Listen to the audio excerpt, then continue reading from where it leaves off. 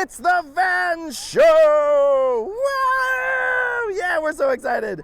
Because today, Fernie, do you believe it? Today, we've got Renee Kurilla. Say hello, Renee. Hi. Hi, yeah.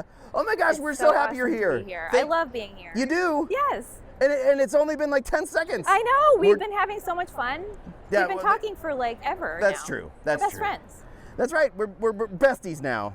We need to get the little necklace with the half a heart. Oh yeah, we can. Yeah, we should totally do that. Yeah. Well, what would happen to Fernie though? Well, we'd have to get a three-way one. We can do that. I think they make those, right, Fernie? Yeah, Fernie does like wearing jewelry. Okay, good. We just asked Fernie to take off the jewelry for taping because it makes a lot of noise, it jingles around. Yes. Yeah. And Fernie understands. Yeah, thanks, Fernie. Anyway, we didn't come here to talk to Fernie. Well, I mean, we did. I'm sorry, Fernie, that was rude. But we really came here to talk to you, Renee. So first of all, tell us where you're from. So I'm from Massachusetts, which is really far away. Yeah? It's a 4.5-hour plane ride. Whoa. I live just south of Boston. But I want to talk to you about your art. Oh. You're an artist. Yeah, I am. So we want to hear about that journey. Tell us how you became an artist. When did you realize that making art was something that maybe you liked a little bit more than the other kids? This is a very long story, Van, so I'm going to try to shorten it. All right, hold on, let me settle in. Settle in, get comfortable. So when I was a kid, I loved cartoons. I loved the Muppets and puppets shows and all that kinds of stuff. And when I found out that, and of course I love books too, but when I found out that there was an actual human being behind creating all of that stuff, I was like, sold. That's me. I'm going to do something creative. And so I actually spent 10 years working at an animation studio. Well, okay, let me back up a little bit. I went to art school. Okay. So I went to art school in Boston at Lesley University College of Art and Design. And there I got a degree in illustration and a diploma in graphic design. And I went off to work at a company called Fablevision, also in Boston, which is owned by someone you might know. His name's Peter Reynolds. He's a very well-known author, illustrator. He owns Fablevision, and him and his brother and a few others who have really inspired me to start making my own books. And while I was working there, I was doing books on the side. So I got really into it. And I got so into it that I eventually decided that I was going to do that full time. And so I left my job at Fablevision and went into the very scary world of freelance illustration. And I was drawing, mostly just drawing for a really long time. And eventually I was starting to think that I want to create some stuff that I'm not getting like the kind of projects that I want to be drawing. So I was like, well, maybe I could try writing. And writing is something that doesn't come as easily to me as drawing, but I'm still working at it. So that's where I'm at today. Yeah. I'm writing and illustrating, and it's so much fun. Well, I wouldn't want to do anything else. I want to ask, are you the type of person that enjoys a challenge? Like that takes, like, because it sounds like throughout your life and throughout your career that you've found something you wanted to do, and then you did it, and then you did it, and then there was something else tangential that was like, well, I want to do that too. And then you started doing that, and then learning about it, and then like you keep taking on things that maybe are new challenges for you. Are you always looking for a challenge? That's a really good question. I think so.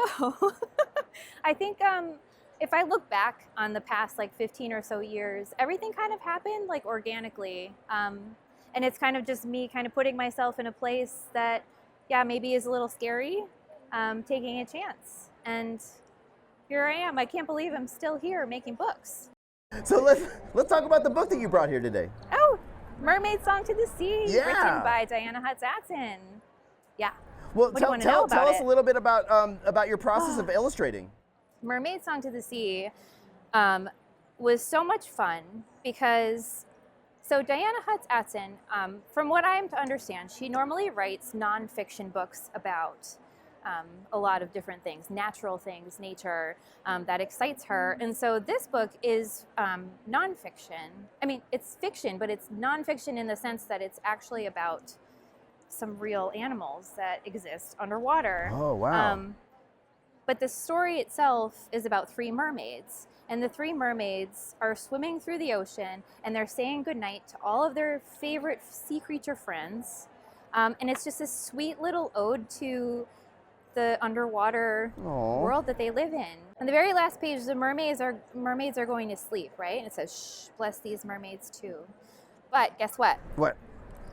It's actually 3 little girls at a sleepover, Oh. and they have made a total mess of their living room, probably to their caregiver's demise. But they sure had fun, didn't they? Yeah. No, I so love that. I thought that'd be a fun little twist ending. Well, no, it's perfect, and it's perfect because it really brings the kids in. Like their kids are already into the story. They're swimming with the mermaids and everything. But then they see like, oh my goodness, well that kid is just like me. You know, I don't have to be a real mermaid to be a mermaid. That's right, and you know I can see a lot of kids grabbing their stuffed animals and being like, let's play. Yeah. You know? Which is what I think I would do that now. I feel like I'm more into make believe now in my 40s than I was when I was a kid, which is really strange, right? Well, it's never too late. No, I guess not. Well, hey, we're getting close to the end of the interview. We are? Yeah, we are. I know. We've been having a great time. I do try to keep them somewhat short. I mean, we could go on, but I wanted to ask you one more thing. Okay. And then we're gonna play a game. Okay. All right. But now you do all of your illustration, at least the professionally, digitally. Is that right? I do all of them, all the books. All the books. But you also are a painter. I mean, you do watercolors and other things. I've saw video. Yes, You there can't are deny videos it. that exist. I do it. Yes. You do it.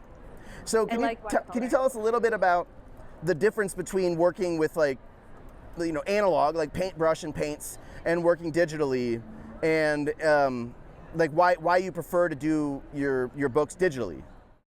Well, it's a really interesting question because paints are so much fun. They're very free, like especially watercolors. When you make a mark on a piece of paper and it starts like flowing all over the place, you don't have a lot of control there, right? But sometimes you have like happy accidents. I've never been able to feel like my finished watercolor paintings belong in a book. Okay. So I work in a program called Photoshop. And I use a Wacom tablet and I draw on a screen.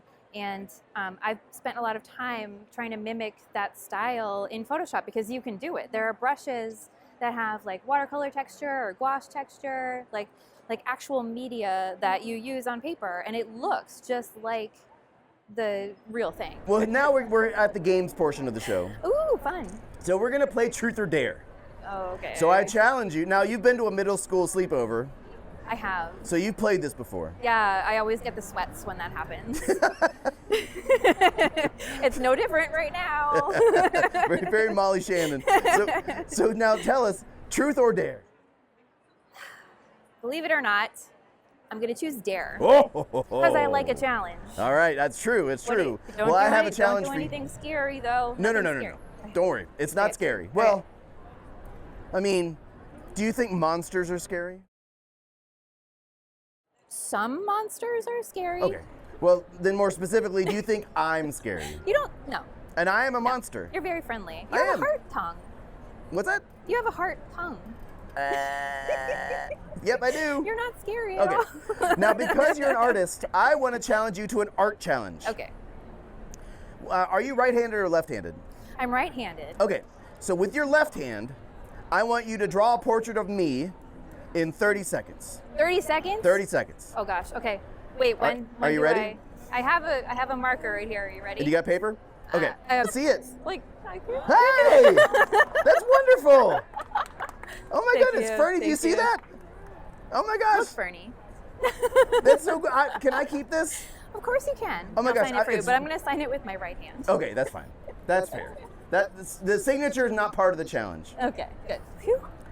That would have been Awesome. real weird. Renee, thank you so much for coming on the show. Thank you for having me. Yeah, this has been terrific.